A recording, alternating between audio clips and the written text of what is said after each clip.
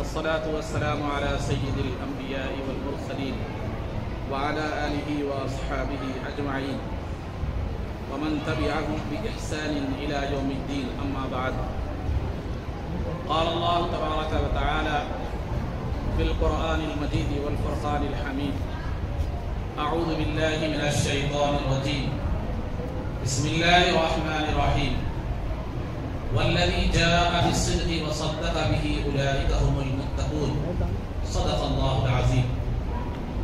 قال الله تبارك وتعالى في شأن حبيبه صلى الله عليه وسلم: إن الله وملائكته يصلون على النبي يا أيها الذين آمنوا صلوا عليه وسلموا تسليما.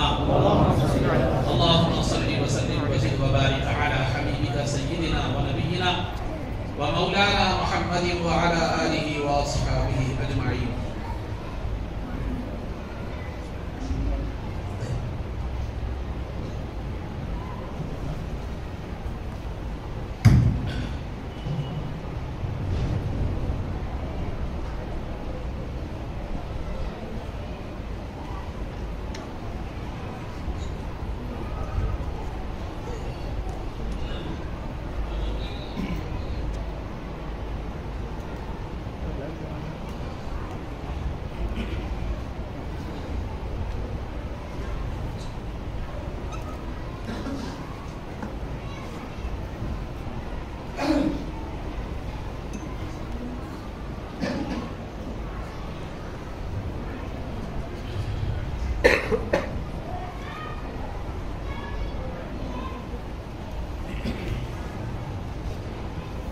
عزیزان محترم،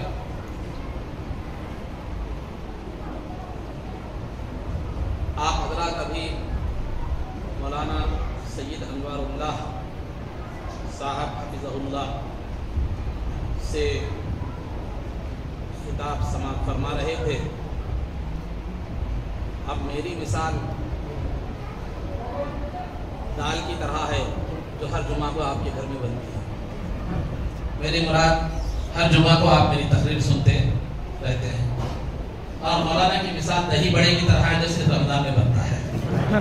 تو لہذا اب دال کی اتنی بڑی بات نہیں ہے، وہ آپ کبھی بھی کھا سکتے ہیں، لیکن دہی بڑا آپ کھانا تھا وہ کھا لیے.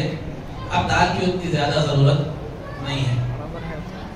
مطلب مولانا کو میں دہی بڑا ان کی تقریر کو نہیں کہہ رہا ہوں، بتانا یہ ہے کہ مولانا کی تقریر کا موقع کم سننے میں ملتا ہے، وہ آپ نے سماعت فرما لیا. اور دوسرا جو ہے مجھے تو آپ ہر جمعہ سنتے رہتے ہیں، میرے مزاج سے بھی واقف ہے اور میری تقریر بھی سنتے رہتے ہیں، لہٰذا آپ کو اتنی زیادہ پریشان ہونے کی ضرورت نہیں ہے. میں زیادہ حائل نہیں ہوں گا. تو لہٰذا ویسے بھی ایک مسئلہ ہے شریعت کا کہ اگر جو ہے نماز کی جماعت کھڑی ہوئی ہو اور کھانا تیار ہو اور شدت سے بھوک لگ رہی ہو، اگر نماز میں کھڑے ہوں تو جو ہے نماز میں دل نہ لگنے کا اندیشہ ہو تو پھر حکم ہے کہ پہلے کھانا کھا لیا جائے، اس کے بعد نماز ادا کی جائے. میں اشارہ دے رہا ہوں، موقع محل ویسے ہی رہے. تو لہٰذا میں آپ کو زیادہ دیر جو ہے نا طویل خراج نہیں کروں گا، بلاسر اور انا آتینا پہ نماز ختم کر دوں گا. بہرحال مولانا نے جو ہے نا آج ہمارا مزاج بالخصوص میری نوجوانوں سے گزارش ہے کہ مزاج یہ ہے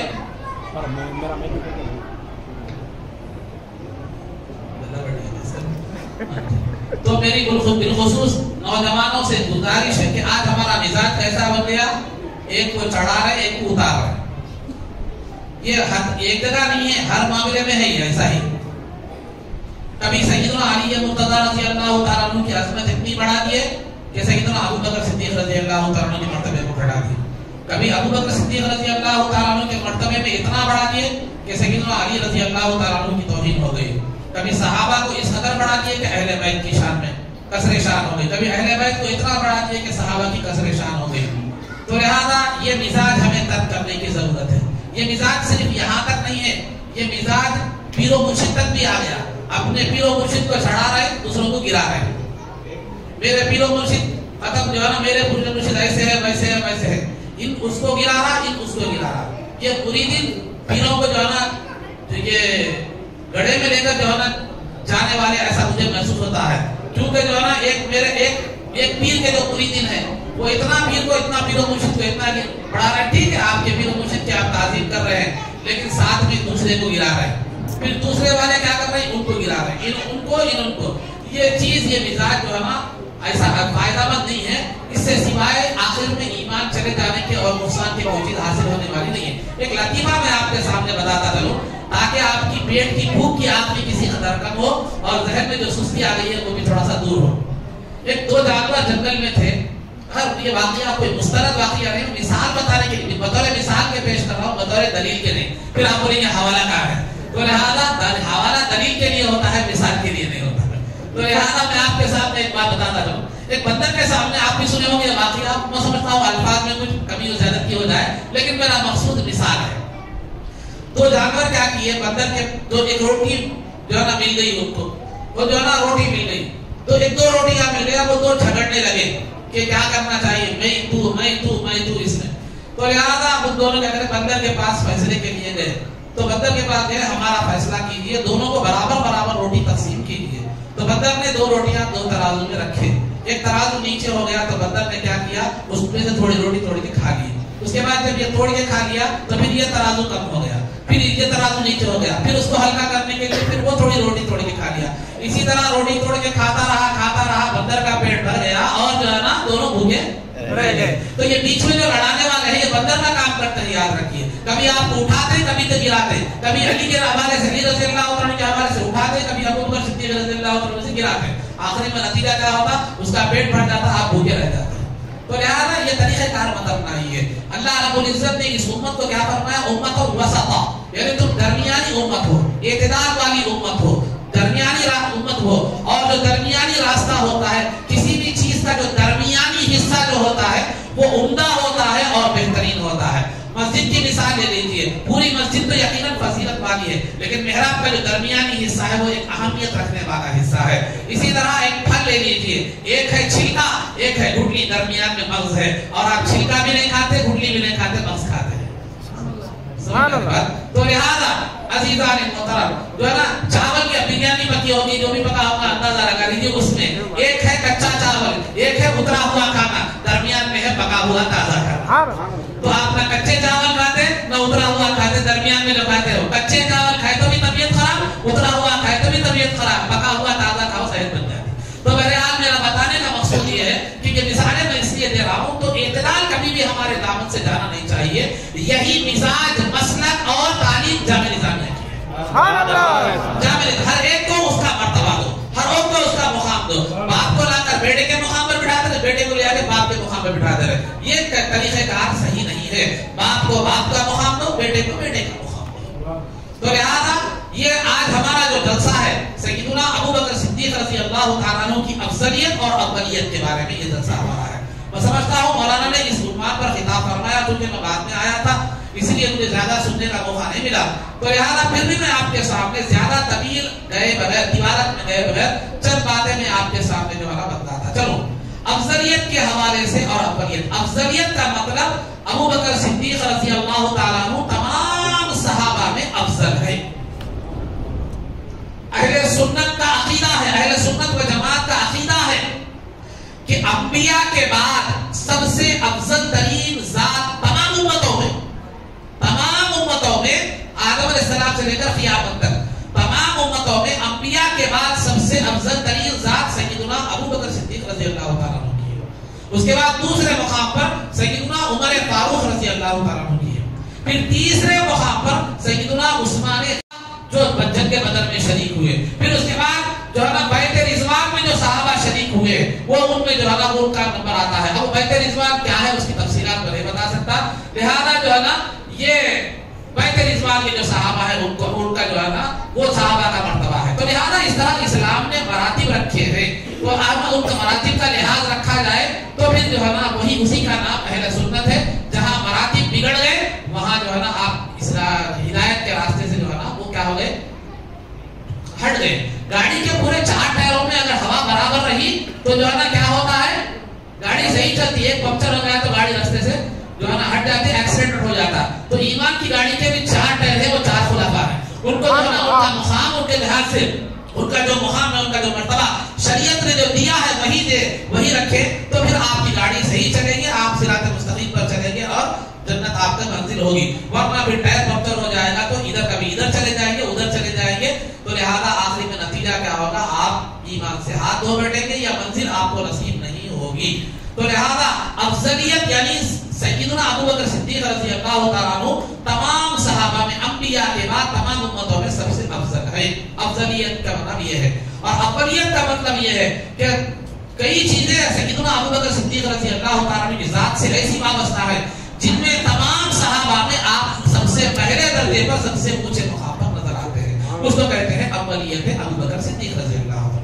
جب آپ نے افضلیت اور اولیت دونوں کا مفہوم سمجھا تو یہ بات کا خلاصہ یہ نکلا تمام صحابہ میں افضل سیدنا ابو بکر صدیق رضی اللہ تعالیٰ عنہ ہے, اور تمام صحابہ میں عمل کے اعتبار سے ہو, دین کی خدمت کے اعتبار سے ہو, کسی بھی اعتبار سے سب سے اول سیدنا ابو بکر صدیق رضی اللہ تعالیٰ عنہ ہے.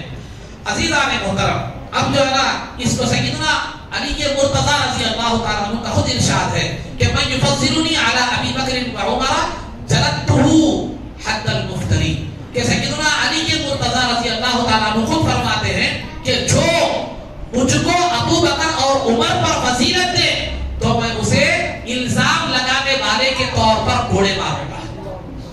تو لہذا خود سیدنا علی مرتضی رضی اللہ تعالیٰ عنہ فرما رہے ہیں کہ جو مجھ کو ابو بکر اور عمر سے زیادہ افضل سمجھے وہ میرے نزدیک مجرم ہے اور قابل سزا ہے. اب اس کے بعد آپ کوئی اور چیز باقی نہیں رہ جاتی.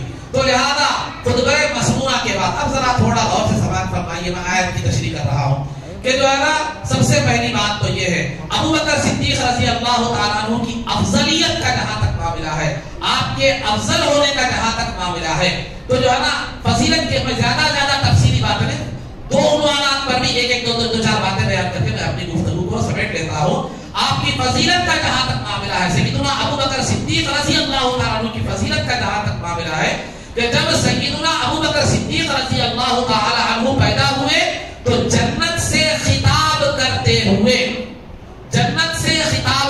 اللہ رب العزت نے فرمایا کہ وعزتی وجلالی لا ادخلکی الا من احب هذا المولود, اور کما قال عز وجل کہ اللہ رب العزت نے جنت سے خطاب کرتے ہوئے جس وقت سیدنا ابو بکر صدیق رضی اللہ تعالیٰ عنہ پیدا ہوئے تو جنت سے خطاب کرتے ہوئے اللہ رب العزت نے فرمایا کہ اے جنت میں تجھ میں انہی لوگوں کو داخل کروں گا جو اس پیدا ہونے والے بچے سے محبت رکھتے ہیں. تو اس پیدا ہونے والے بچے سے محبت رکھتے ہیں, میں تجھ کو اس جنت میں داخل کروں گا. یہ کس کا قول ہے؟ یہ اللہ رب العزت کا وعدہ ہے, اور اللہ فرماتا ہے ان اللہ لا یخلف المیعاد, اللہ جو ہے نا وعدے کے خلاف ورزی فرمانے والا نہیں ہے.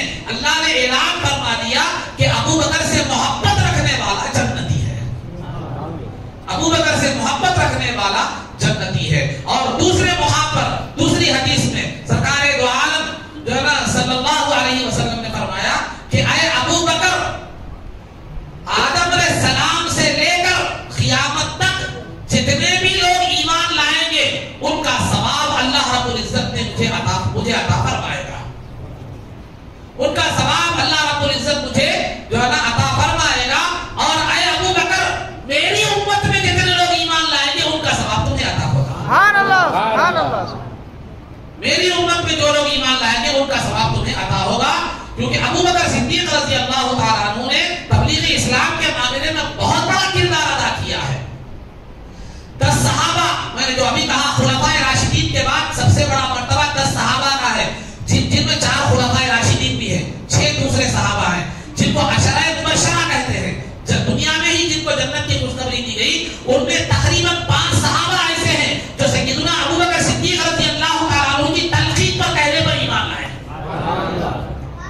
5 صحابہ جو عشرہ مبشرہ جن کو دنیا میں جنت کی خوشخبری دی گئی ان میں 5 صحابہ ایسے ہیں جو ابو بکر صدیق رضی اللہ تعالیٰ عنہ کی تبلیغ پر اسلام لے آئے. ان میں سیدنا عثمان غنی رضی اللہ تعالیٰ عنہ ہے, سیدنا عبد الرحمن بن عوف رضی اللہ تعالیٰ عنہ ہے, سیدنا سعد بن ابی وقاص رضی اللہ تعالیٰ عنہ ہے, ابو عبیدہ بن الجراح رضی اللہ تعالیٰ عنہ ہے, اور جو ہے نا یہ صحابہ. پھر عثمان غنی رضی اللہ تعالیٰ عنہ, عثمان غنی تیسرے خلیفہ عثمان غنی رضی اللہ تعالیٰ عنہ ہے. یہ تو عشرہ مبشرہ میں سے تھے. دوسرے عثمان بن مظعون رضی اللہ تعالیٰ عنہ جو عشرہ مبشرہ میں سے نہیں تھے.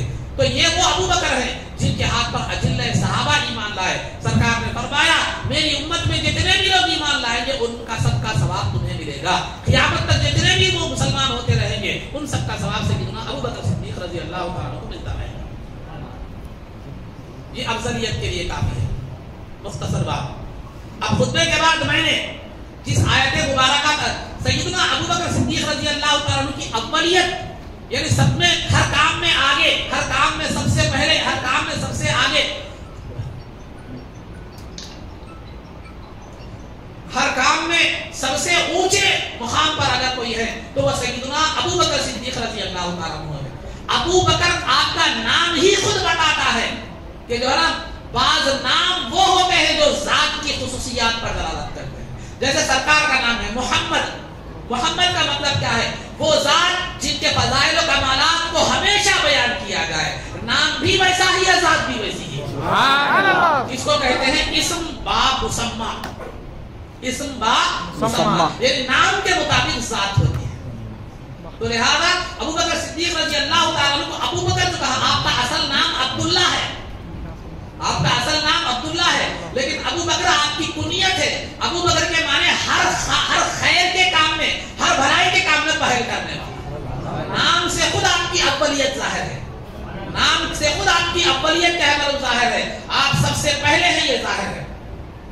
عزیزان محترم, یہ بات تو آپ جانتے ہیں کہ سب سے پہلے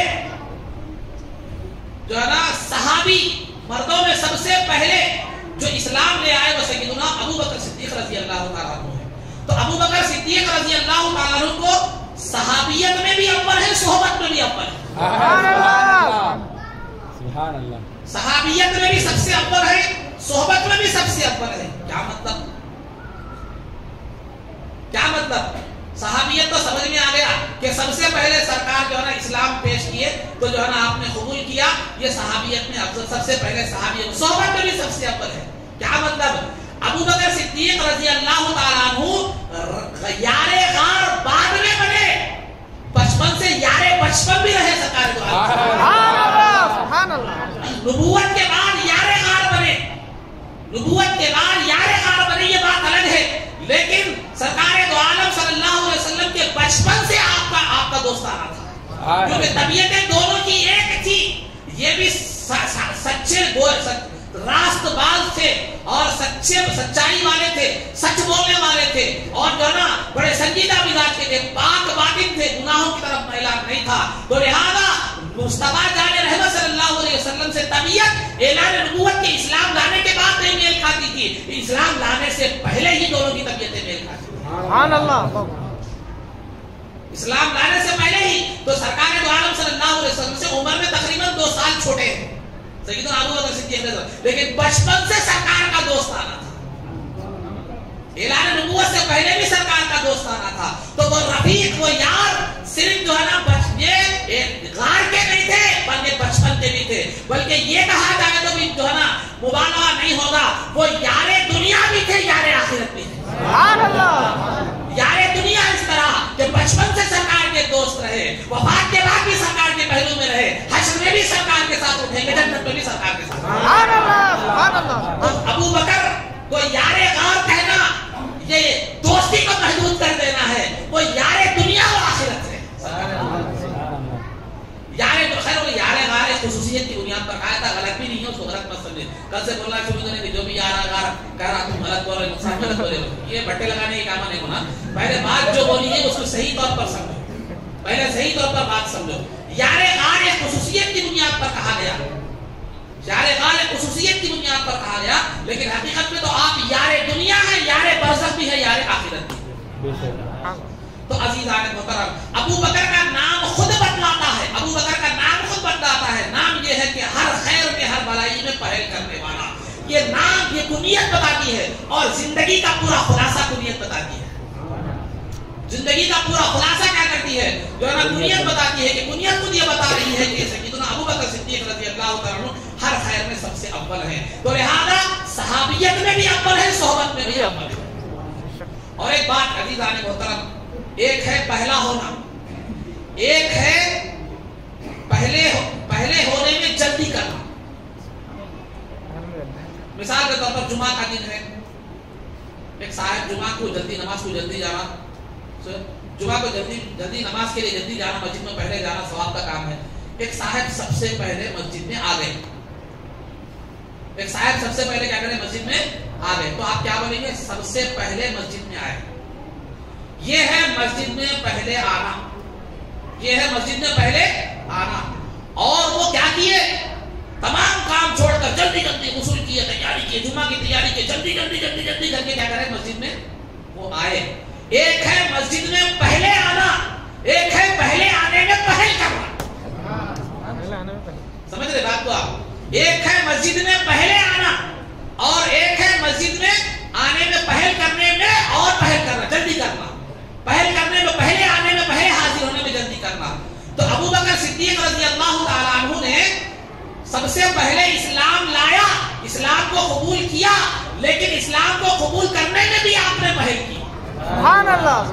پہلے اسلام لائے، یہ تو بات اسلام میں پہل ہوئی، لیکن اسلام کو قبول کرنے میں بھی آپ نے پہل کی. کیا مطلب؟ سرکار دو عالم صلی اللہ علیہ وسلم فرماتے ہیں کہ جس کسی کے پاس بھی میں نے اسلام کی دعوت دی، ہر ایک کچھ غور و فکر کیا، کچھ نے جھٹلا دیا، کچھ نے غور و فکر کیا، کچھ تردد کا شکار ہو گئے، کچھ سوچنے لگے، کچھ غور و فکر لگے، کچھ جو ہے نا محلت دینے لگے. لیکن ابو بکر کے سامنے میں نے اسلام کو قبول کیا تو قبول کرنا تھا. ادھر زبان سے تبلیغ کے الفاظ نکلنے تھے، ادھر ابو بکر کی زبان سے کلمہ شہادت نکلنے.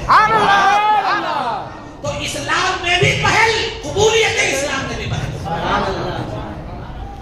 اسلام بھی پہلے لائے اور اسلام کو قبول کرنے میں بھی پہل. یہ صرف اسلام کی حد تک بات نہیں ہے عزیزان محترم، زندگی پوری ابو بکر صدیق رضی اللہ تعالیٰ عنہ اٹھا کر دیکھیے. علامہ جلال الدین سیوطی رحمۃ اللہ تعالیٰ کی تاریخ الخلفاء اٹھا کر دیکھیے. صرف اسلام میں آپ نے پہل نہیں کیا، سرکار نے زندگی میں کبھی بھی جب کبھی بھی ابو بکر سے کوئی کام کہا تو سوچا نہیں کہ کرے نہ کرے، کیا کرنا چاہیے کچھ نہیں، فوراً آپ نے جو ہے نا قبول کر لیا. اسلام کی طرح ہر معاملے میں بھی آپ قبولیت میں جلدی کرنے والے تھے، قبولیت میں جلدی کرنے والے تھے. تو عزیزان محترم صرف اسلام پہلے نہیں لائے، اسلام کو قبولی کرنے میں بھی سب سے پہلے مقام پر حضرت سیدنا ابو بکر صدیق رضی اللہ عنہ. پھر اسلام لانے کے بعد آپ نے دین کی راہ میں جو خرچ کیا، جو دین کی راہ میں جو خرچ کیا، سرکار نے کسی صحابی کے تعلق سے نہیں فرمایا جو ابو بکر صدیق رضی اللہ عنہ سے فرمایا ما نفعنی مال احد قط ما نفعنی مال ابی بکر او کما قال علیہ الصلوۃ والسلام. ویسے تو اسلام کی راہ میں عثمان غنی رضی اللہ عنہ نے قربانیاں دی، اور جو ہے نا جو عثمان غنی کئی صحابہ عبد الرحمن بن عوف رضی اللہ عنہ نے قربانیاں دی، لیکن سرکار ابو بکر کے تعلق سے فرماتے ہیں جتنا ابو بکر کا مال مجھے فائدہ کیا، کسی کا مال اتنا فائدہ نہیں. سبحان اللہ. اور یہاں تک بھی سرکار نے فرمایا میں نے ہر ایک کے احسان کا بدلہ چکا دیا ہے، لیکن ابو بکر کے احسان کا بدلہ اللہ رب العزت دینے والا ہے. سبحان اللہ. تو عزیزان محترم سیدنا ابو بکر صدیق رضی اللہ عنہ ایمان کے اسلام لانے کے معاملے میں سب سے اول تھے. اور تصدیق کی جہاں تک بات ہے، صدیق کس کو کہتے ہیں؟ بہت زیادہ سچا، بہت زیادہ ماننے والا، بہت زیادہ تسلیم کرنے والا. اب یہاں ذرا غور سے سنیے، میں ایک علمی بات بتانے والا ہوں، آپ کو تھوڑا دماغ کو ذرا ہوشیار رکھنا پڑے گا. کہ میں نے خطبے کے بعد اس آیت کی تلاوت کی، اس میں یہ بتایا گیا والذی جاء بالصدیق والذی جاء بالصدق، 24 پارے کی آیت ہے یہ، والذی جاء بالصدق، اور وہ ذات جو حق اور سچائی کو لے کر آئی. کون ہے وہ ذات؟ سرکار دو عالم صلی اللہ علیہ وسلم. وصدق به، اور وہ ذات جس نے، غور سے سنیے، وہ ذات جس نے مصطفیٰ جان رحمت کے لائے ہوئے حق کی تصدیق کی، اس کو سچ جانا، اس کو سچ مانا، اس کو قبول کیا. ٹھیک ہے بات؟ تو حق لانے والی ذات کون ہے؟ مصطفیٰ جان رحمت کی ذات ہے. اور حق جو ہے کی تصدیق کرنے والی ذات کون ہے؟ وہ یہاں ایک ذات حق لانے والی ہے، دوسری ذات حق کی تصدیق کرنے والی ہے. وہ حق کی تصدیق کرنے والی کون ہے؟ تو سیدنا علی مرتضی رضی اللہ تعالیٰ عنہ فرماتے ہیں کہ وہ سیدنا ابو بکر صدیق رضی اللہ عنہ، وہ سیدنا ابو بکر صدیق رضی اللہ تعالیٰ عنہ ہے، جو ہے نا علامہ جلال الدین سیوطی رحمۃ اللہ تعالی علیہ تاریخ الخلفاء میں ایک روایت کا ذکر فرماتے ہیں، ابو یحییٰ راوی ہیں، وہ فرماتے ہیں کہ میں نے علی رضی اللہ تعالیٰ عنہ کے زبان سے کتنے مرتبہ ابو بکر کو صدیق کہتے ہوئے سنا مجھے خود یاد نہیں ہے. اور سیدنا علی مرتضیٰ رضی اللہ تعالیٰ عنہ جو ہے نا قسم کھا کر کہتے تھے کہ اللہ نے صدیق کا لقب، ابو بکر کو صدیق کا جو لقب دیا ہے وہ دینے والا اللہ ہے، کیونکہ خود سرکار کا ارشاد ہے ان اللہ سماک صدیقا یا ابا بکر ان اللہ سماک صدیقا، اے ابو بکر اللہ نے تمہیں صدیق کا لقب عطا فرمایا.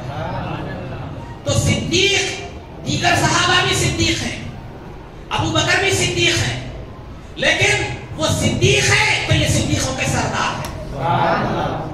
وہ صدیق ہے، ان کو صدیق کا لقب ان کے ایمان اور تصدیق کی بنیاد پر ملا، لیکن صدیق کو صدیق کا لقب دینے والی ذات اللہ رب العزت کی. ابو بکر کو صدیق کا لقب خدا نے دیا اور دیگر صحابہ صدیق کے مرتبے پر پہنچے تو وہ جو اپنے ایمان اور عمل کی بنیاد پر، اپنی تصدیق کی بنیاد پر پہنچے، تو وہاں وہ مقام صدیق پر، صدیقیت پر پہنچنے کے لیے وہ اپنے ایمان و عمل کے ذریعے سے پہنچے. لیکن یہاں ابو بکر کو اگر کسی نے صدیق بنایا تو وہ خدا نے صدیق کا نام رکھا، خدا نے صدیق کا نام رکھا. سرکار جب واقعہ معراج سے تشریف لا رہے تھے تو سرکار نے جبریل امین سے کہا کہ اے جبرائیل مجھے خوف ہے کہ میں جب یہ واقعہ جو عام طور پر ذہن قبول نہیں کرتے تو لہذا میں جب یہ واقعہ سناؤں گا لوگوں کے سامنے تو لہذا لوگ انکار کریں گے. سرکار جو عالم صلی اللہ علیہ وسلم نے بعد میں پیش آنے والے اندیشے کو جبریل امین کے سامنے ظاہر کیا. میں جب واقعہ سناؤں گا تو لوگ مجھے جو ہے نا اندیشہ ہے کہ لوگ اس کا انکار کر دیں گے. تو جبریل امین نے تسلی دیتے ہوئے کہا یا رسول اللہ فکر مت کیجیے، دنیا انکار کرتی ہے تو کرے لیکن آپ کا صدیق اس کا انکار نہیں کرے گا. یہ انکار، یہ تصدیق سے پہلے جبریل امین کہہ رہے ہیں.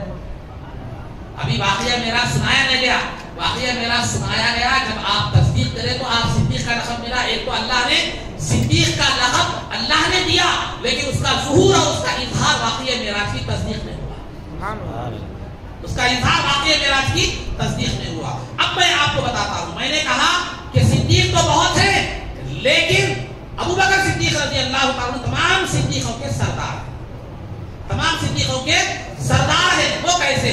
میں نے ابھی کہا کہ وہ ذات، قرآن کی آیت میں نے کہا وہ ذات جو حق لے کر آئی، وہ ذات جو حق لے کر آئی، ایک ذات حق لے کر آنے والی ہے وہ ذات مصطفیٰ صلی اللہ علیہ وسلم، اور دوسرے وہ ذات جس نے اس حق کی تصدیق کی وہ کون ہے؟ سیدنا علی مرتضیٰ فرما رہے ہیں وہ ابو بکر صدیق ہے. لیکن آگے چلیے قرآن کیا کہتا ہے؟ اولئک هم المتقون، وہ سب تصدیق کرنے والے متقی ہیں. قرآن نے ایک مقام پر ایک کا تذکرہ فرمایا اور دوسرے مقام پر اشارہ جمع کر دیا. ایک مقام پر فرمایا حق لانے والی ذات مصطفیٰ کی اور اس کی تصدیق کرنے والی ذات ابو بکر کی. حق لانے والی ذات ہے، تصدیق کرنے والی ذات ہے. پھر آگے اللہ فرمایا وہ سب تصدیق کرنے والے متقی ہیں.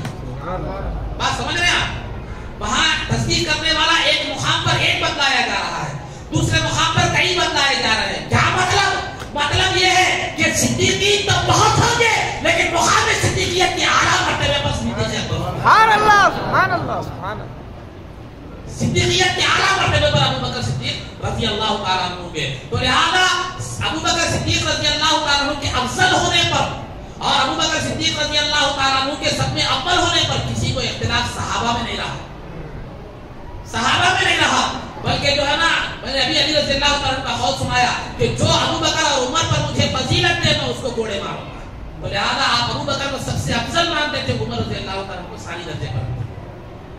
تو سب میں افضل مقام صدیقیت میں بھی سب سے افضل ہے تو وہ ذات ابو بکر صدیق رضی اللہ تعالیٰ عنہ مقام صدیقیت. اور جہاں آپ سب سے پہلے اسلام لائے اور سب سے پہلے خلیفہ بھی آپ منتخب ہوئے، سرکار دو عالم صلی اللہ علیہ وسلم نے اپنی زمانے کی اپنی حیات مبارکہ کے آخری ایام میں سیدنا ابو بکر صدیق رضی اللہ تعالیٰ عنہ کو امام بنایا. اور امام بناتے ہوئے امام تو بنا دیا اور یہ بھی فرما دیا کہ لا ينبغي لقوم فیہم ابو بکر ان یؤمہم غیرہ، کہ کسی قوم کے لیے یہ جائز نہیں ہے، مناسب نہیں ہے کہ اگر ام میں ابو بکر ہے تو امامت کے لیے دوسرے کو آگے بڑھائیں، یہ قوم کے لیے جائز نہیں ہے۔ ابو بکر جس قوم میں ہو وہاں امامت کا مستحق صرف ابو بکر ہوتے ہیں۔ تو سر امام کون ہوتا ہے؟ جو سب میں زیادہ جاننے والا ہو، سب میں متقی ہو، سب میں افضل ہو، یہ شریعت کا مسئلہ ہے۔ سرکار نے اپنے قول سے اور اپنے عمل سے اپنے مسلح پر ابو بکر صدیق رضی اللہ تعالیٰ عنہ کو کھڑا کر کے یہ بتلا دیا کہ تمام صحابہ میں اگر کوئی امام کا درجہ رکھتا ہے تو وہ کیا ہے؟ سیدنا ابو بکر صدیق رضی اللہ تعالیٰ عنہ۔ چنانچہ جب سرکار کا وصال ہو گیا، اب خلیفہ کس کو بنائے؟ انصار میں سے بعض لوگوں نے دعویٰ کیا کہ خلیفہ ہم میں سے ہوگا، مہاجرین میں سے بھی بعض لوگوں نے کہا کہ خلیفہ ہم میں سے ہوگا۔ بہرحال خلافت کے معاملے میں اختلاف ہوا تو تمام صحابہ نے سرکار کے اس عمل کو لے کر کہا، بلکہ سیدنا علی مرتضیٰ رضی اللہ تعالیٰ عنہ نے فرمایا کہ سرکار نے جب ابو بکر صدیق کو ہمارے دین کے معاملے میں یعنی امامت کے معاملے میں ہم نے سب سے پہلے سب سے اونچے مقام پر رکھا، جو ہے دین کے معاملے میں ہمارا امام بنایا، تو ہم دنیا کے یعنی خلافت کے معاملے میں بھی ہم نے اپنا امام مانا۔ تو لہذا اسی سرکار کی امامت کی کو دلیل بنا کر جو ہے نا آپ کی خلافت کو متعین کر دیا گیا۔ تو خلافت میں بھی سب سے پہلے جو ہے سیدنا ابو بکر صدیق رضی اللہ عنہ۔ اور یہاں تک یاد رکھیے خلیفہ کا جو لفظ کا آغاز ہوا، سب سے پہلے اگر کسی کو خلیفہ کہا گیا انبیاء کے بعد، انبیاء میں آدم علیہ السلام کو خلیفہ اللہ رب العزت نے فرمایا، انبیاء کے بعد اگر سب سے پہلے خلافت کا لفظ کسی کے لیے استعمال کیا گیا تو سیدنا ابو بکر صدیق رضی اللہ عنہ، ابو بکر صدیق رضی اللہ عنہ انبیاء کے بعد، لیکن سب سے پہلے آدم علیہ السلام کے لیے استعمال۔ وَإِذْ قَالَ رَبُّكَ لِلْمَلَائِكَةِ إِنِّي جَاعِلٌ فِي الْأَرْضِ خلیفہ، اللہ نے آدم علیہ السلام کو خلیفہ کا لفظ استعمال فرمایا، لیکن انبیاء کے بعد سب سے پہلے خلافت کا لفظ استعمال ہوا تو وہ سیدنا ابو بکر صدیق رضی اللہ تعالیٰ عنہ۔ تو مرتبہ خلافت میں بھی سب سے پہلے اور نام خلافت میں بھی سب سے پہلے، اور سیدنا ابو بکر صدیق رضی اللہ تعالیٰ عنہ سب سے پہلے وہ ذات ہیں جنہوں نے قرآن کو جمع کیا۔ اگرچہ کہ قرآن کی مکمل تکمیل جمع کرنے کا کام مکمل سیدنا عثمان غنی رضی اللہ عنہ کے زمانے میں ہوا، لیکن قرآن کو جمع کرنے کی کوشش اور پہل جو کی، فکر جو پہلے وابستہ دامنگیر ہوئی، ذہن میں آئی، وہ سیدنا ابو بکر صدیق رضی اللہ عنہ کے ذہن میں آئی، کیونکہ ابو بکر صدیق رضی اللہ عنہ نے دیکھا کہ جنگوں میں جو ہے نا صحابہ شرکت کر رہے ہیں، بہت سے حفاظ صحابہ شہید ہو رہے ہیں، اگر ایسے ہی صحابہ شہید ہوتے رہے تو پھر قرآن نافذ ہو جائے گا، قرآن ختم ہو جائے گا۔ تو آپ کو فکر ہوئی کہ قرآن کو کیا کیا جائے؟ جمع کیا جائے۔ تو قرآن کے جمع کا آغاز، جب قرآن کو جمع کرنے کے معاملے میں بھی سب سے پہلے ہے تو ابو بکر، آغاز ابو بکر نے کیا، انجام تک اس کو پہنچایا عثمان غنی۔ تو جمع قرآن کو جمع کرنے کے معاملے میں بھی سب سے پہلا جو کام کیا وہ سیدنا ابو بکر صدیق رضی اللہ عنہ نے کیا، اور قرآن کو سب سے پہلے مصحف کا نام جو دیا وہ بھی سیدنا ابو بکر صدیق رضی اللہ عنہ۔ قرآن کو جو مصحف کا نام دیا اس کو وہ دینے والے بھی سب سے پہلے سیدنا ابو بکر صدیق رضی اللہ عنہ۔ اب رہا اعمال خیر کے معاملے میں، اعمال خیر کے معاملے میں سب سے زیادہ اعمال میں سب سے اگر اول کوئی ہے تو وہ سیدنا ابو بکر صدیق رضی اللہ عنہ۔ تمام امت میں انبیاء کے بعد اعمال میں سب سے زیادہ اگر کسی کے اعمال ہیں تو وہ سیدنا ابو بکر صدیق رضی اللہ تعالیٰ عنہ کے۔ ایک مرتبہ چاندنی رات تھی، اور حدیث تو آپ سنتے رہتے ہیں علماء سے، چاندنی رات تھی، سیدنا بی بی عائشہ سرکار اور بی بی عائشہ صدیقہ رضی اللہ عنہ بیٹھے ہوئے تھے، تو بی بی عائشہ کے ساتھ گود میں سرکار آرام فرما رہے تھے، تو بی بی عائشہ نے عرض کیا کہ یا رسول اللہ یہ آسمان کے جتنے ستارے ہیں کیا کسی کے اتنے اعمال ہیں؟ کسی کے، اور سوال غور سنیے، کیا کسی کے اعمال آسمان کے ستاروں کے برابر ہیں؟ تو سرکار نے فرمایا ہاں عمر کے ہیں، یعنی کسی کے نہیں ہیں، صرف عمر کے ہیں۔ آسمان کے ستاروں کے مانند اعمال کسی کے نہیں ہیں، عمر کے ہیں۔ تو فوراً چونکہ بی بی عائشہ سیدنا ابو بکر صدیق رضی اللہ تعالیٰ عنہ کی صاحبزادی تھی، فوراً والد گرامی کی فکر دامنگیر ہوئی، کیونکہ یہ عقیدہ اور یقین تھا کہ سرکار اعمال کی کثرت کو بھی جانتے ہیں، اور سرکار اگر زبان سے کہہ دے تو وہ خدا کی بارگاہ میں سمجھتی ہے۔ سبحان اللہ۔ تو لہٰذا سیدنا یا رسول اللہ میرے والد کے اعمال کے بارے میں کیا ہے؟ تو سرکار نے فرمایا کہ عمر کی تمام نیکیاں ابو بکر کی ایک نیکی کے برابر ہیں۔ سبحان اللہ، سبحان اللہ، سبحان اللہ۔ سب سے زیادہ عمر کی نیکیاں، پھر عمر کی تمام نیکیوں کے برابر ابو بکر کی ایک نیکی۔ سبحان اللہ سبحان اللہ۔ اب دیکھیے عمل کے اعتبار سے، عمل کے اعتبار سے، یعنی اعمال کی کثرت کے اعتبار سے۔ ایک مرتبہ سرکار دو عالم صلی اللہ علیہ وسلم نے صحابہ آئے تھے، پوچھا آج تم میں سے کس نے جو ہے نا نماز جنازہ پڑھی، جنازے میں شرکت کی؟ ابو بکر صدیق رضی اللہ عنہ میں نے کی، تمام صحابہ خاموش رہے۔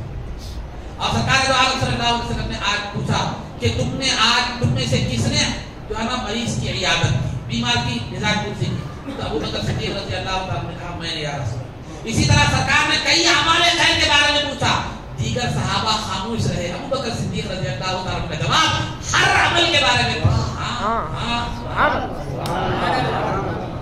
تو یہ اعمال میں کتنے سبقت کرنے والے تھے، اعمال میں کتنا جو ہے نا آگے بڑھنے والے تھے، یہ ہے۔ اور کل جنت میں داخلے کی بات آئے گی تو سرکار نے فرمایا ہر آدمی کو جنت میں اس کے عمل کے لحاظ سے دروازے سے داخل کیا جائے گا۔ اگر کوئی نماز کا پابند ہے تو جو ہے نا اس کو نماز والے دروازے سے بھیجا جائے گا، جو روزے کا اہتمام کرتا تھا اس کو ایک ریان نامی دروازے سے جنت میں لے جایا جائے گا، زکات دینے والے کو زکات کے دروازے سے لے جایا جائے گا۔ تو سیدنا ابو بکر صدیق رضی اللہ تعالیٰ عنہ نے عرض کیا کہ یا رسول اللہ کوئی ایسا بھی ہے جس کو تمام دروازوں سے جنت میں داخلے کی اجازت ہوگی؟ تو سرکار نے فرمایا میں امید کرتا ہوں ابو بکر تم کو جنت میں داخلے میں بھی اولیت، نیکیوں کی کثرت میں بھی اول، خلفاء میں بھی اول، نام خلافت میں بھی، عہدے خلافت میں بھی اول، نیکیوں کی کثرت میں بھی اول، اسلام میں بھی اول، قبولیت میں بھی اول، اور قرآن کو جمع کرنے میں بھی اول، اور جنت اعمال میں کی کثرت میں بھی اول، اور اعمال خیر میں بھی اول، اور جنت میں داخلے میں بھی سب سے آگے اور اول۔ سبحان اللہ سبحان اللہ۔ ابو بکر صدیق رضی اللہ تعالیٰ عنہ جب ایمان لائے تو آپ کے پاس 40,000 دینار، ایک روایت کے مطابق 40,000 درہم تھے۔ درہم سونے کا سکہ ہوتا ہے، دینار چاندی کا سکہ ہوتا ہے۔ تو آپ جو ہے ہر جمعہ کو جو مسلمان کافروں کے غلام تھے، جیسے بلال رضی اللہ عنہ وغیرہ دیگر جو کافروں کی غلامی میں تھے اور کافر ان کو مسلمان ہونے کی بنیاد پر طرح طرح کی انسانیت سوز تکلیفیں دیا کرتے تھے، ابو بکر صدیق رضی اللہ تعالیٰ عنہ ہر ایک کو خریدتے، ان کافر آقاؤں سے خریدتے اور آزاد کر دیا کرتے تھے۔ ہر جمعہ کو آپ غلام آزاد کیا کرتے تھے۔ اس طرح 7 غلام آپ نے آزاد کیے۔ جب بلال رضی اللہ تعالیٰ عنہ کو آزاد کیا تو جو ہے نا بلال رضی اللہ تعالیٰ عنہ کو آزاد کیا تو لوگوں نے، تو کافروں نے سوچا شاید بلال کا کوئی احسان ابو بکر پر ہوگا، اس لیے کیا کرے وہ احسان کا بدلہ چکانے کے لیے بلال کو خرید کر آزاد کر دیا۔ تو جو ہے نا اللہ رب العزت کو گوارا نہیں ہوا کہ جس ذات کو اس نے صدیق کا نام دیا ہے، جس ذات کو اس کے مصطفیٰ نے عتیق کا نام دیا ہے، لہذا یار غار کو دنیا کی نیکی پر دنیا ہاتھ اٹھائے تو اللہ نے قرآن کی آیت نازل کر کے فرمایا وما لأحد عنده من نعمة تجزى، میرا ابو بکر کسی کے ساتھ بھلائی کرتا ہے تو احسان کا بدلہ چکانے کے لیے نہیں، الا ابتغاء وجه اللہ، اپنے رب کی رضا کے لیے کرتا ہے۔ اور دیکھو میں یہ خوشخبری سناتا ہوں فلسوف یرضى کہ اس کا رب بھی اس سے راضی ہو جائے گا۔ ابو بکر گلی نگر نگر ابو بکر ایک مقام پر فرمایا وَلَسَوْفَ يُعْطِيكَ رَبُّكَ فَتَرْضَىٰ، مصطفیٰ کے حوالے سے فرمایا کہ اے مصطفیٰ آپ کا رب آپ کو اتنا دے گا کہ آپ راضی ہو جائیں گے۔ ادھر ابو بکر کے تعلق سے فرمایا اے ابو بکر تیرا ہر عمل خدا کی رضا کے لیے یہ خدا تصدیق کرتا ہے، اور جس کی رضا کے لیے تو کوشش کرتا ہے چاہ تجھے رضا بھی نہیں دی جائے گی۔ رضا کا اعلان یہاں بھی رضا کا اعلان، سبحان اللہ سبحان اللہ۔ وہاں بھی رضا کا اعلان، یہاں بھی رضا کا اعلان۔ یہ ہے مقام سیدنا ابو بکر صدیق رضی اللہ تعالیٰ، یہ ہے مقام سیدنا ابو بکر صدیق رضی اللہ، ہجرت کا موقع ہے، جا رہے ہیں، جیسے مولانا نے تفصیلی واقعہ سنا ہے ہجرت کے حوالے سے، تو سیدنا ابو بکر صدیق رضی اللہ عنہ سرکار چلے گئے، تفصیلی واقعات ہے۔ 5,000 درہم ساتھ تھے سیدنا ابو بکر صدیق رضی اللہ عنہ کے، جب ہجرت کے لیے گئے، جب مدینہ منورہ میں گئے تو ہر مدینے میں بات ذرا طویل ہو رہی، معافی چاہتا ہوں، ذرا جو ہے نا تھوڑا سا جاری رہے گا، 10 منٹ 15 منٹ میں چل رہا، کیونکہ میں آپ لوگوں کے چہروں کو اس لیے دیکھ رہا ہوں، اس لیے مجھے ہمت افزائی ہو رہی ہے، کیونکہ سننے والا تیار ہے تو سنانے بھی کیا ہے دلچسپی، سننے والے کی گھڑی میں اگر 12 بج رہے ہیں تو ہمیں جو ہے نا خدا حافظ آخر دعوانا بول دینا پڑتا ہے، ٹھیک ہے؟ تو میرے حال عزیزان محترم، آخری بات انشاءاللہ میں رکھ رہا ہوں، آخری بات رکھ کر پھر ہم ابو بکر اور عمر رضی اللہ عنہ کے بارے میں ہم اہل سنت کیسی فکر رکھتے ہیں وہ بتاتے ہوئے اپنی گفتگو سے دیکھیے 5000 درہم ساتھ تھے، سرکار کے ساتھ چلے گئے، غار میں تشریف لے جا رہے، پہلے غار میں گئے 27 صفر کو نکلے گھر سے، 3 دن غار میں رہے، غار ثور میں، پھر اس کے بعد جو ہے وہاں سے 1 ربیع الاول کو مدینہ منورہ تشریف لے گئے، 8 ربیع الاول کو مدینے سے 3 میل کے تقریباً 6 میل کے فاصلے پر 6 کلومیٹر کے فاصلے پر مقام خدا تھا، وہاں پر ایک چندی قیام فرمایا، اس کے بعد جمعہ کے دن مدینہ منورہ کو جو ہے نا تشریف لائے، 12 ربیع الاول کو مدینہ منورہ میں تشریف لائے، یہ مختصر واقعہ ہے۔ تو جب گھر سے غار کی طرف جا رہے تھے تو کافر سرکار کا گھیراؤ کیے ہوئے تھے، غور سے کیجیے اور سنیے، کافر سرکار کے گھیراؤ کیا ہوئے تھے تاکہ سرکار کو شہید کر دے۔ سرکار نے کافروں کی امانتیں سیدنا علی مرتضیٰ کے پاس رکھی اور ان کو اپنی ہری چادر اڑا کر کہا کہ تم رہو، رات میں یہی آرام کرو، صبح میں امانت دے کر آنا۔ غور سے سنیے، سیدنا علی مرتضیٰ کہاں ہے؟ بستر مصطفیٰ پر ہے، دشمن گھیرے ہوئے ہیں، سرکار کے خون کے پیاسے ہیں۔ ادھر سیدنا ابوبکر صدیق رضی اللہ تعالیٰ عنہ کے ساتھ سرکار غار ثور میں تشریف لے جاتے ہیں، غار ثور میں تشریف لے جاتے ہیں، غار کو جا رہے ہیں، درمیان میں راستہ چل رہے ہیں، کبھی ابوبکر صدیق رضی اللہ عنہ سرکار کے سامنے آ جاتے ہیں، کبھی پیچھے آ جاتے ہیں، کبھی دائیں آتے ہیں، کبھی بائیں آتے ہیں۔ بے چینی کا عالم یہ ہے کہ شمع کے اطراف پروانہ جیسے پھرتا ہے ویسے پھر رہے ہیں۔ تو سرکار نے فرمایا اے ابوبکر کیا بات ہے، تم اتنے بے چین کیوں ہو؟ یا رسول اللہ وہ آپ کے خون کے پیاسے ہیں، اگر میں مر گیا یعنی مجھے اگر وہ لوگ مار ڈالیں تو میں ایک عام آدمی ہوں، لیکن اگر آپ کو کچھ ہو گیا تو امت ہلاک ہو جائے گی۔ یہی پروانے کی کیفیت تھی، شمع کے اطراف پروانے کی کیفیت تھی، غار تک جانے تک یہی کیفیت تھی۔ جب غار میں داخل ہونے والے تھے تو وہاں بھی اولیت کا مظاہرہ کرتے ہوئے کہتے یا رسول اللہ غار بہت دن سے پرانا ہے، شاید کوئی تکلیف دے موسی جانور ہو جائے، آپ ٹھہر جائیے، میں جو ہے نا میں پہلے جاتا ہوں۔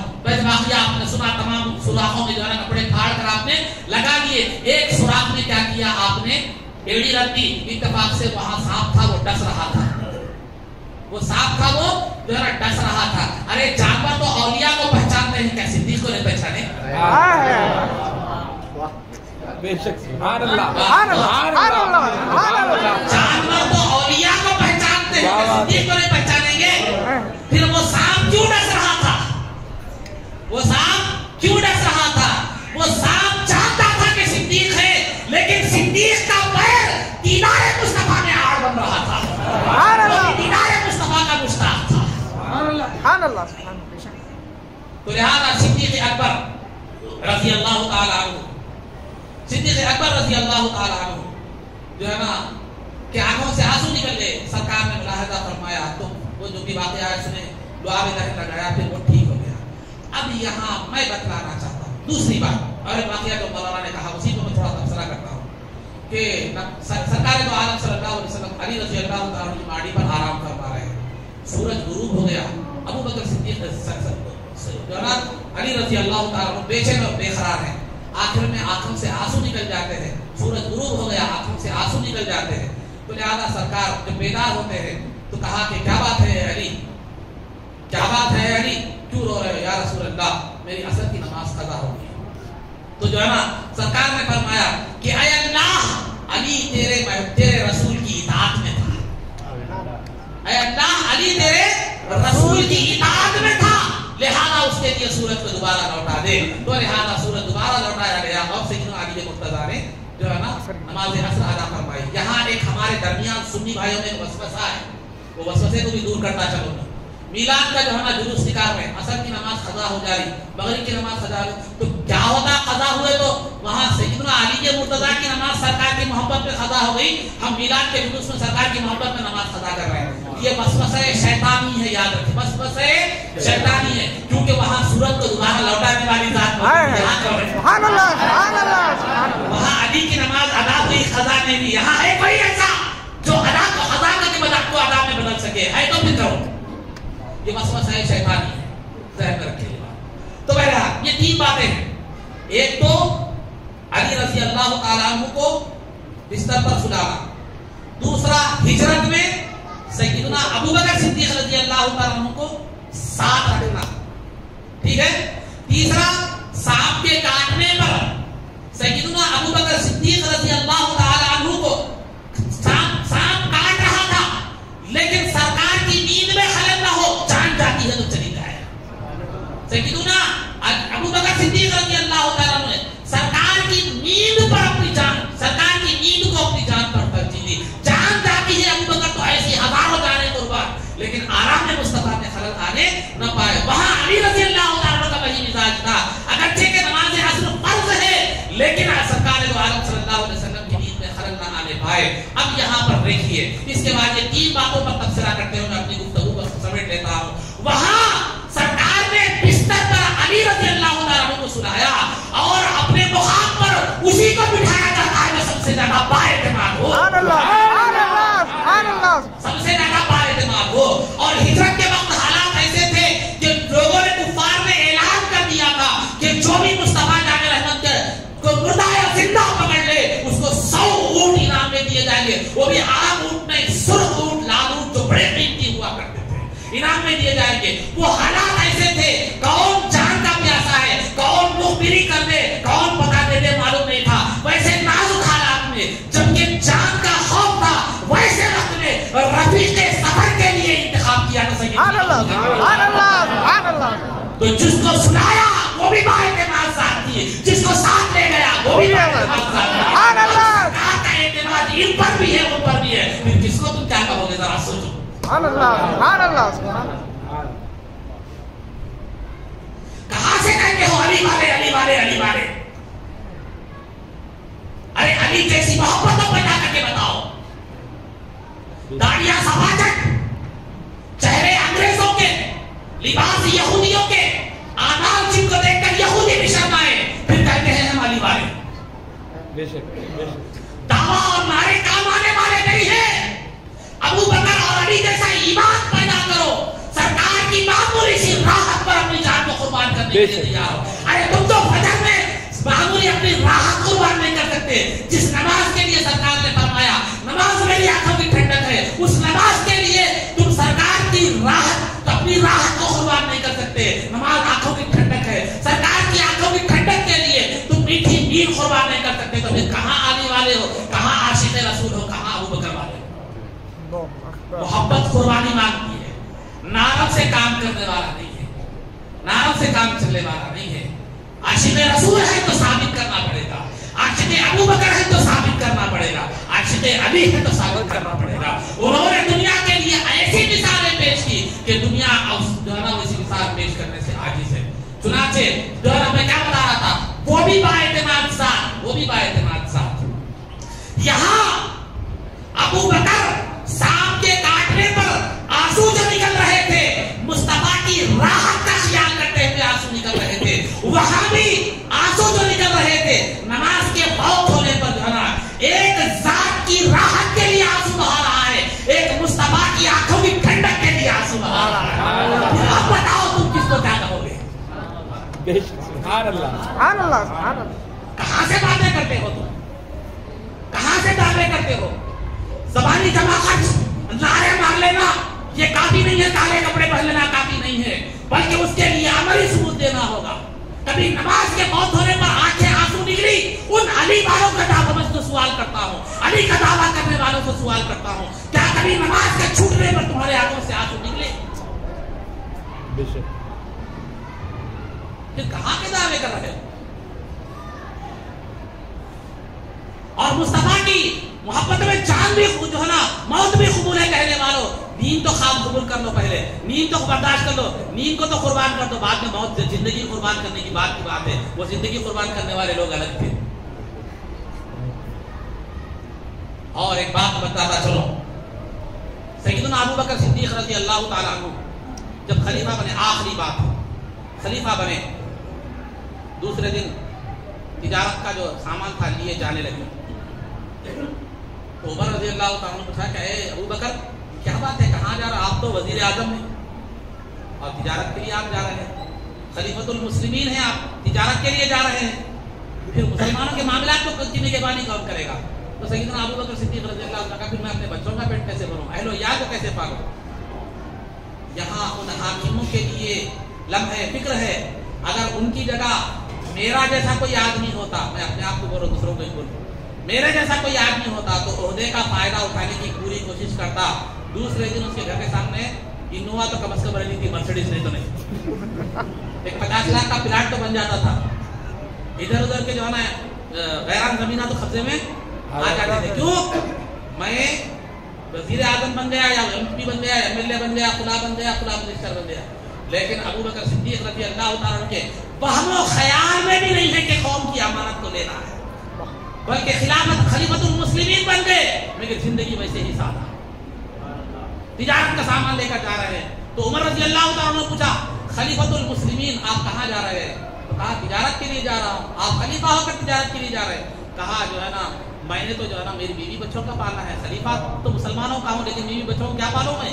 तो उमर रज़ी अल्लाह तआला ने कहा कि ठीक है, बैतुल माल से आपको एक जो है ना अबू उबैदा बिन अल जर्राह उस वक्त जो है ना बैतुल माल के जिम्मेदार थे, मैं उनके पास ले जाऊंगा, वो आपके लिए कुछ जो है ना पैसे मुकर्रर कर देंगे ताकि आप जो है ना फिक्र माश से, घर वालों की फिक्र से जो है ना बेनियाज होकर सही तौर पर खिलाफत के मामला की एक सुई के साथ अंजाम देते हैं। चुनाचे वजीर आजम है, वक्त का वजीर खलीफतुल मुस्लिमीन है, जब अबू उबैदा बिन अल जर्राह जो बैतुल माल का खजांची थे उनके पास गए तो अबू उबैदा बिन अल जर्राह का मामला क्या है, क्या कह रहे हैं? अय खलीफतुल मुस्लिमीन, मैं आपको मुसलमानों के बैतुल माल से सिर्फ माहाना उतना ही खर्च दे सकता हूं जो एक मीडियम मुतवस्सित दर्जे के आदमी का खर्चा होता है। किससे कह रहे हैं? वजीर आजम से खजांची कह रहा है, मैं आपको सिर्फ उतना ही खर्चा दे सकता हूं महीने के लिए जितना एक मीडियम आदमी को, वजीर आजम के लिए मीडियम आदमी का खर्चा जो है वो दे सकता हूं, और आपको दो लिबास दिए जाएंगे, एक जाड़े का, एक गर्मा का।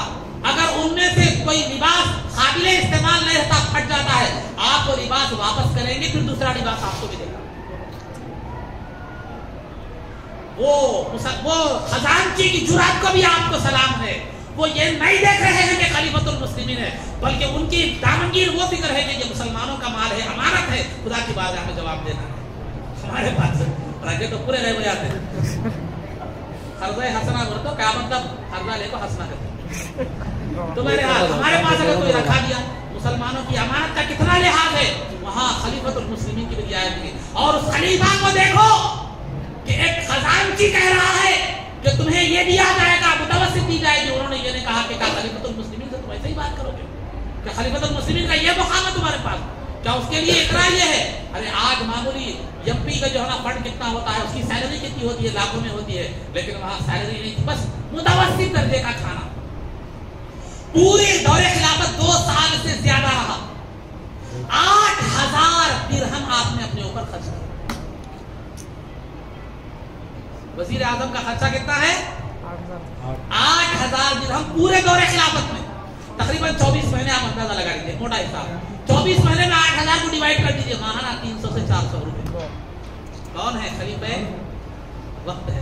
लेकिन जब अबू बकर सिद्दीक रज़ी अल्लाह तआला अन्हु के विसाल का वक्त आया तो आपने बीबी आयशा रज़ी अल्लाह तआला अन्हा को वसीयत की कि बेटा जब मेरा इंतकाल हो जाए तो खिलाफत के दौर में मुझे जो 8000 रुपए मेरे खर्च के लिए मिले थे, मेरे माल में से बैतुल माल में दाखिल कर देना,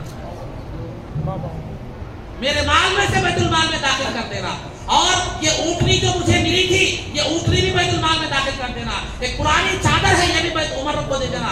ये चादर, ये ऊँटनी, ये 8000 जो मेरी जो है ना पूरी तनख्वाह दी गई थी मुझे, ये मेरे माल में से दे देना। ये बैतुल माल की चीजें वापस कर देना। एक प्याला था वो भी मट्टी का, वो भी वापस कर देना उमर को। लिहाजा जब आपका विसाल हो गया, बीबी आयशा ने ये तमाम चीजें उमर रज़ी अल्लाह तआला अन्हु को पेश की, तो जो है ना उमर रज़ी अल्लाह तआला अन्हु ने ये देख कर कहा कि अबू बकर ने तो किसी के लिए कोई नेक अमल छोड़ा ही नहीं, यानी अपना कोई मुकाबिल ही नहीं रखा। अबू बकर ने ऐसी जिंदगी गुजारी کہ آگے کوئی بھی اس جیسی مثال پیش نہیں نہیں کر سکتا. یہ میرا مین آخری پوائنٹ ہے کہ ایسی مثال جو انہوں نے لوگوں کے لیے نمونہ پیش کیا تھا، تم کم از کم نمونہ نہ بن سکے تو نہ بن سکے، کم از کم اتنا تو بنو کہ جا رہا ہو تو سمجھے کہ غلام مصطفیٰ ہے، غلام ابو بکر ہے، غلام عمر ہے. خالی نعرے بازی کرنے سے کام نہیں ہوگا، ثبوت دینا پڑے گا. دنیا دعوے سے نہیں چلتی، دلیل مانگتی ہے. تمہیں دلیل دینی پڑے گی. تو الغرض عزیزان محترم، بات بہت زیادہ ہو گئی، طویل ہو گئی. یہ چند باتیں اور واقعات تھے جو سیدنا ابو بکر صدیق رضی اللہ تعالیٰ عنہ کے حوالے سے جو ہے نا بیان کی گئی تھی. اللہ رب العزت سے دعا ہے کہ پروردگار عالم اس معاملے میں جو بھی بات کہی ہے مولا، اس میں اگر کچھ کوتاہی ہو گئی تو مولا اپنے فضل و کرم سے معاف فرما، ہمارے اس کہنے اور سننے کو قبول فرما. اے اللہ، جن لوگوں نے اس محفل کا اہتمام کیا ہے مولا، ان کے اس عمل کو قبول فرما، ان کے لیے ذخیرہ آخرت اور ذریعہ نجات بنا. اے اللہ، ان کی زندگیوں میں خیر و برکت عطا فرما. اے اللہ، جو حاضرین یہاں اپنی میٹھی نیند قربان کر کے بیٹھے ہیں مولا، تیرے محبوب کے ذکر میں جمع ہوئے ہیں سننے کے لیے مولا، ان کے جائز مقاصد کو پورا فرما، ان کے گھروں میں خیر و برکت عطا فرما، ان کی زندگیوں میں خیر و برکت عطا فرما. اے اللہ، خلفائے راشدین، صحابہ اکرام اور اہل بیت اور بزرگان دین اور اولیاء امت کے نقش قدم پر چلنے کی ہمیں توفیق عطا فرما. عزت و عافیت کی زندگی دے اور ایمان پر ہمارا خاتمہ فرما. رسول پاک صلی اللہ علیہ وسلم کے قدموں میں ہمارا حشر فرما. آپ کی شفاعت عظمیٰ سے ہم کو بہرور فرما. آپ کے دست مبارک سے جام کوثر پینا نصیب فرما. جنت میں آپ کی غلامی، معیت و حفاظت نصیب فرما. صلی اللہ تعالی وسلم على خير خلقه سيدنا محمد وآله وصحبه أجمعين برحمتك يا أرحم الراحمين والحمد لله رب العالمين.